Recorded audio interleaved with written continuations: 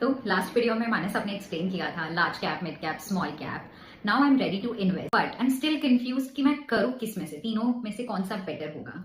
तो एक स्ट्रेटेजी लोगों की होती है कि तीनों में आप इक्वली इन्वेस्ट कर दो. इसमें आपको कुछ सोचना नहीं है, तीनों में इन्वेस्ट कर दिया, आपका पैसा धीरे धीरे बढ़ता जाएगा. बट क्या ये ऑप्टिमम स्ट्रेटेजी है या नहीं, वो डिपेंड करता है बहुत सारे फैक्टर्स पे. तो जब हमारे पास कोई आता है अपनी फाइनेंशियल प्लानिंग के लिए, अपने इन्वेस्टमेंट गाइडेंस के लिए, तो सबसे पहला क्वेश्चन ये तो नहीं होना चाहिए कि आप लार्ज कैप में या मिड कैप में या स्मॉल कैप में इन्वेस्ट करेंगे. तो अगर आपका सवाल ये है तो आराम से बैठिए हमारे साथ. हम आपको 40-45 मिनट्स में पूरा समझा देंगे जब आप कभी हमारे ऑफिस में आएंगे तो, कि एग्जैक्टली जब आप इन्वेस्ट करने जाए तो पहला सवाल ये नहीं होना चाहिए कि कहां इन्वेस्ट करें. पहला सवाल ये होना चाहिए कि इन्वेस्ट क्यों करें, कितना करें, और बाद में होना चाहिए कैसे करें. तो large cap, mid cap, small cap तो बस एक बहुत छोटा पार्ट है अपने पोर्टफोलियो का. आपका टोटल पोर्टफोलियो के अंदर कहां कहां क्या पैसा होना चाहिए, चाहे वो गोल्ड हो, सिल्वर हो, इक्विटी हो, म्यूचुअल फंड्स हो, या एसएनई कंपनियां हो, या बैंक बैलेंस हो.